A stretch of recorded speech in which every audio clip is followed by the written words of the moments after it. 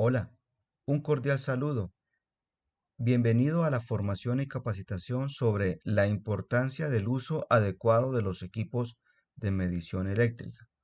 En esta formación profundizaremos sobre la necesidad de hacer el uso adecuado de los equipos de medición de los cuales disponemos al realizar trabajos con exposición a riesgo eléctrico para evitar accidentes de trabajo.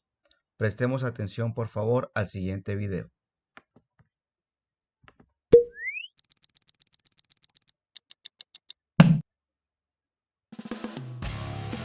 ¿Te imaginas el mundo sin electricidad?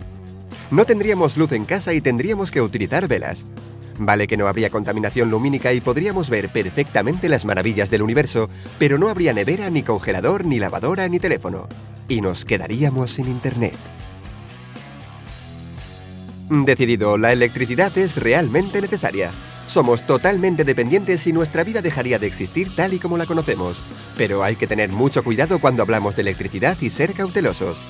¿Te imaginas qué le pasaría a tu cuerpo al entrar en contacto con los 230 voltios del enchufe de casa? Las consecuencias de un accidente eléctrico pueden ser catastróficas. Cuando una persona toca un cable de corriente, el cuerpo humano, si no está aislado, se convierte en un conductor debido a los líquidos que contiene. Existen varios factores que juegan un papel importante a la hora de valorar los efectos de una descarga eléctrica en el cuerpo humano. La cantidad de corriente que pasa por el cuerpo, el camino que sigue la corriente, cuánto tiempo dura el contacto, el voltaje, la presencia de humedad en el ambiente y el estado de salud de la persona afectada. Dependiendo de estos, el choque eléctrico puede producir diferentes alteraciones funcionales como fibrilación ventricular o paro cardíaco. Si desgraciadamente la corriente nos atraviesa el corazón, se produce la llamada fibrilación ventricular, que es una desestabilización del ritmo cardíaco normal. En este estado, el corazón no bombearía sangre, por lo que podríamos morirnos. Otra alteración que podría ocurrir es la asfixia y el paro respiratorio que se produciría cuando la corriente circula desde la cabeza a algún miembro, atravesando el centro nervioso respiratorio. La paralización puede prolongarse después del accidente. La asfixia se presenta cuando la corriente atraviesa el tórax. Impide la contracción de los músculos de los pulmones y por tanto la respiración. La tetanización muscular es real. Con este concepto se expresa la anulación de la capacidad de accionamiento voluntario de los músculos. Los músculos se agarrotan y nos quedaríamos pegados al punto de contacto sin poder soltarnos. Las quemaduras también son un riesgo, producidas por la energía liberada al paso de la intensidad. Y no pienses que con voltajes pequeños no hay peligro de electrocución. Lo importante es la corriente que atraviesa nuestro cuerpo. Si la corriente es elevada, podremos sufrir daños graves incluso con un voltaje pequeño. El tiempo que dura la descarga es muy importante. Si recibimos una descarga de 100 mA y nos quedamos pegados al cable, seguiremos recibiendo esa descarga continuamente. En 3 segundos habremos recibido suficiente como para hacer fibrilar el corazón. Con voltajes de alta tensión, el riesgo es mucho mayor porque la corriente que proporciona es muy alta y rompe rápidamente la barrera de la piel. Una vez que la corriente penetra por el interior del cuerpo, se produce una bajada de la resistencia y un aumento rápido de la intensidad con efectos devastadores. Una persona en ambiente seco y con la piel seca ofrece una resistencia aproximada de 100.000 ohmios. Una descarga pequeña le produciría un ligero cosquilleo o un calambre soportable. Pero no hay que despistarse, estas condiciones pueden variar de forma drástica con la humedad. Si estamos sudados o mojados y sobre suelo húmedo, la resistencia se reduce muchísimo, puede bajar hasta los 1000 ohmios. La descarga sería lo suficientemente alta como para producir dolor, parada respiratoria, contracciones musculares involuntarias y, en casos extremos, la muerte. La enseñanza es clara, no debemos jugar con la electricidad. Nada de hacer el tonto metiendo la lengua en las pilas. Y si no tenemos más remedio que trabajar con electricidad, debemos hacerlo con todas las precauciones. Así que ya sabéis, ojo cuidado con meter los dedos en el enchufe.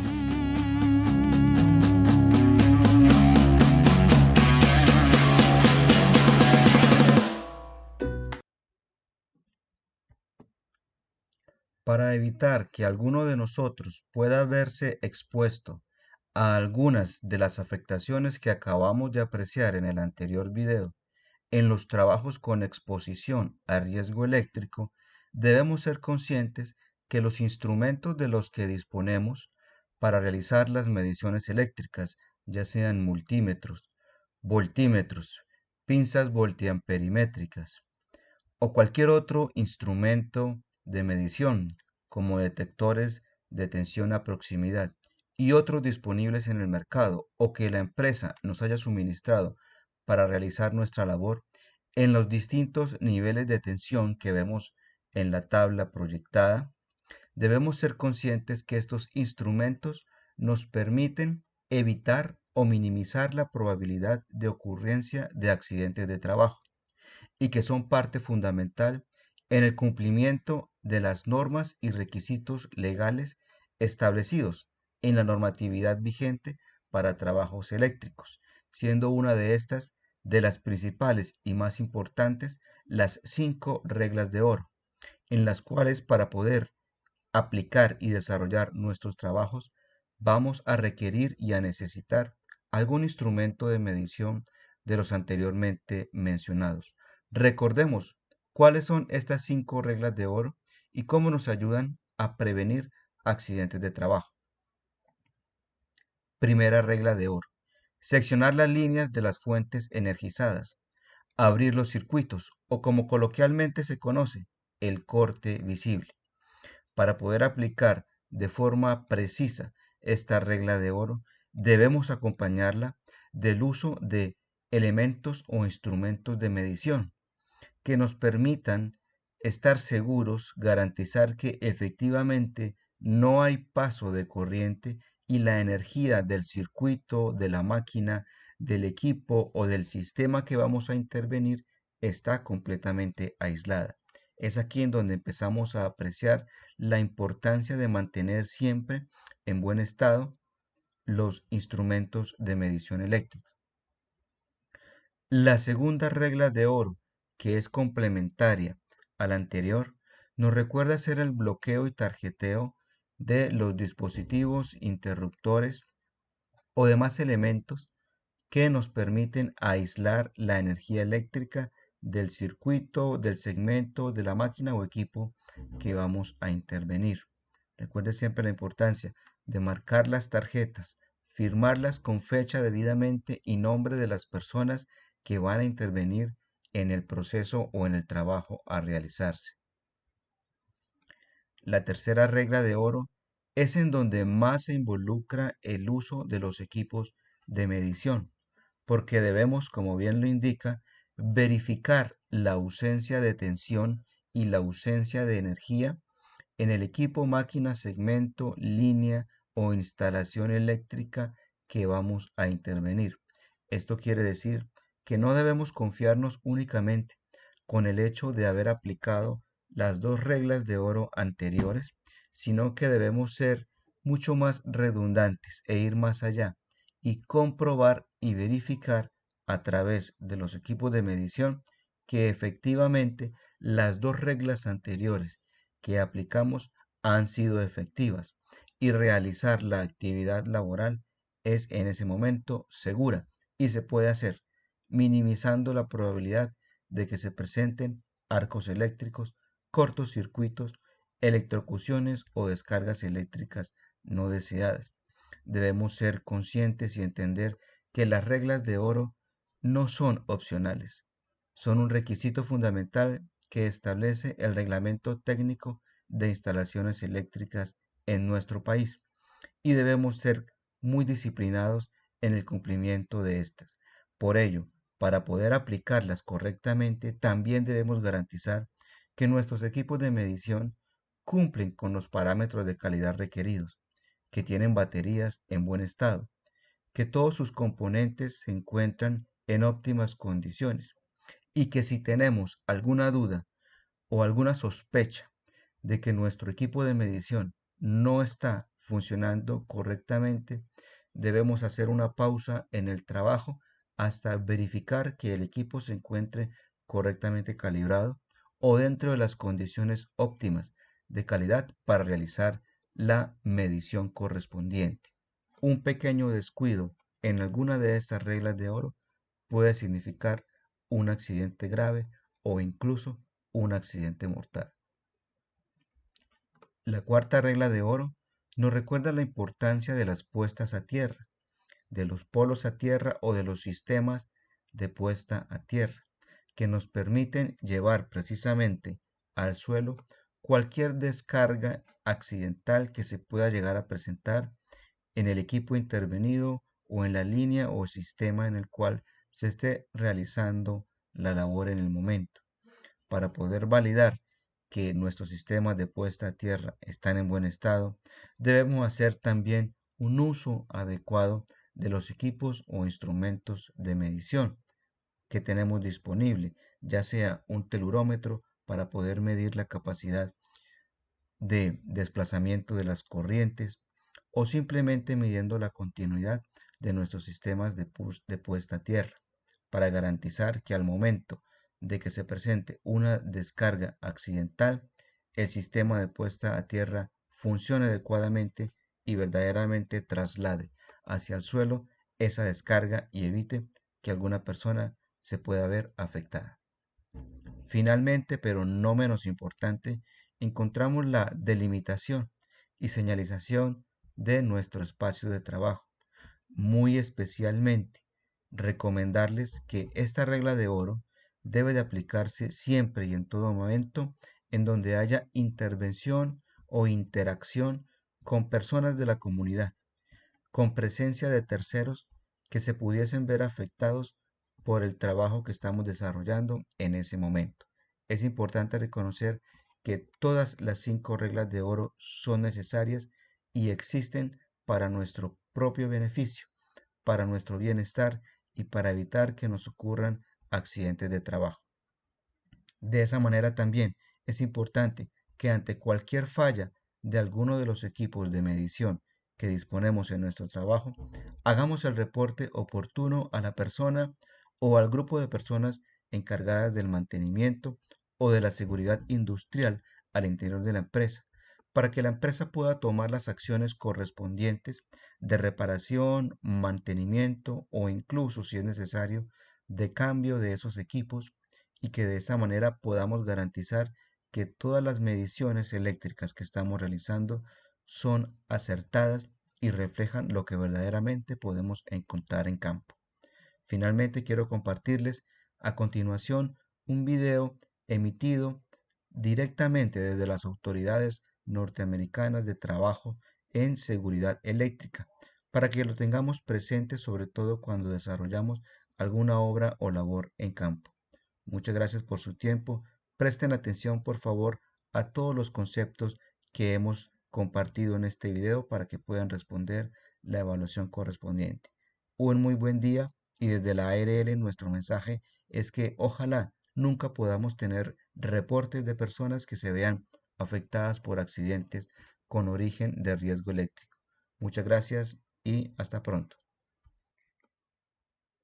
Muchos trabajadores están expuestos a la electricidad como parte de sus responsabilidades diarias. Los peligros eléctricos presentan un desafío único en la construcción, ya que la electricidad es un peligro invisible y muchos trabajadores desconocen los riesgos y peligros presentes en su lugar de trabajo. Además, debido a la naturaleza peligrosa de la electricidad, la mayoría de los incidentes causados por peligros eléctricos a menudo pueden ser fatales o alterar la vida. Es importante comprender y reconocer los principales riesgos y peligros que implica trabajar con la electricidad o cerca de esta y las técnicas adecuadas para mitigar y controlar estos peligros. Las causas más comunes de incidentes eléctricos y lesiones provienen de lo siguiente: contacto con líneas eléctricas aéreas o enterradas y otras partes energizadas, protección contra fallas a tierra faltante o incorrecta, conexión a tierra faltante o discontinua, uso inadecuado de los cables de extensión y equipos, trabajo en circuitos eléctricos energizados o calientes. Los principales tipos de lesiones eléctricas son los siguientes: quemaduras, electrocución, que siempre es fatal, caídas por contacto con energía eléctrica, descarga eléctrica. Las líneas eléctricas aéreas o enterradas son especialmente peligrosas para los trabajadores porque contienen un voltaje muy alto y, por lo general, no están aisladas. El contacto con estas líneas suele ser fatal. La causa más común del contacto con las líneas eléctricas proviene del uso de equipos, incluidos grúas, retroexcavadoras, escaleras de metal, carretillas elevadoras para terrenos difíciles, plataformas aéreas, material de construcción de metal, camiones bomba de hormigón, plataformas elevadas de camiones volquete y andamios. Es importante que, como trabajador, realice una inspección visual del área de trabajo y busque líneas eléctricas aéreas o líneas eléctricas enterradas antes de comenzar a trabajar.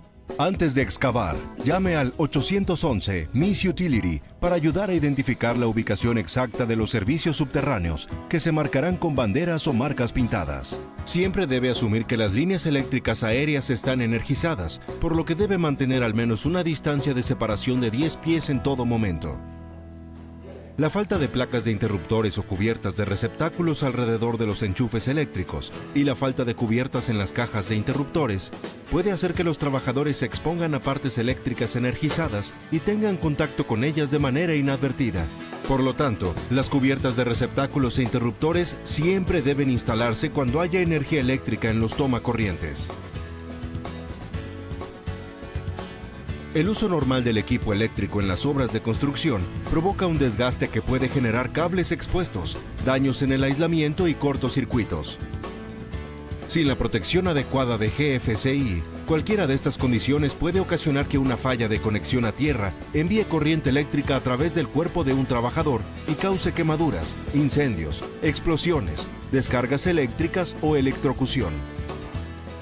Para evitar estos peligros, use la protección GFCI en receptáculos de 120 voltios y 15 y 20 amperios. Use herramientas y equipos con doble aislamiento o debidamente conectados a tierra y siga las instrucciones del fabricante sobre el uso adecuado. Siempre inspeccione todos los equipos y herramientas antes de usarlos y retire de servicio cualquier herramienta que tenga cables deshilachados o dañados, clavijas de conexión a tierra faltantes y cubiertas de herramientas dañadas o agrietadas. La mayoría de las herramientas y los equipos eléctricos tienen características de seguridad incorporadas por el fabricante. Sin embargo, si se usa en formas no previstas por el fabricante, los operadores de dicho equipo ya no pueden confiar en estas características. Algunos ejemplos de uso indebido de equipos son los siguientes: usar cables eléctricos o herramientas con aislamiento desgastado o dañado y cables expuestos. Usar cables o herramientas modificados, que pueden tener placas frontales, clavijas de tierra o aislamiento faltantes. Fabricar extensiones con cable Romex. Usar cajas de conexiones diseñadas para ser montadas con un cable de alimentación y para colocar en el piso. Usar equipo eléctrico al aire libre que está diseñado solo para uso en espacios interiores y secos. No usar cables de extensión de 3 hilos diseñados para servicio pesado o pesado menor típico para la construcción. Es importante usar solo herramientas y equipos aprobados para cumplir con los estándares eléctricos de la OSHA y con las especificaciones del fabricante. Estar expuesto a partes activas energizadas mientras se trabaja en ellas o cerca de ellas puede ser extremadamente peligroso.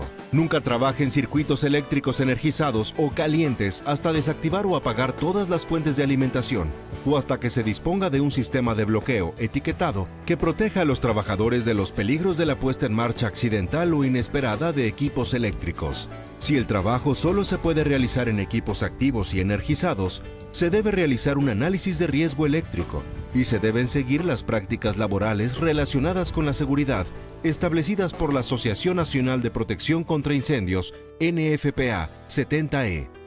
Seguir estas prácticas le permitirá trabajar de manera segura.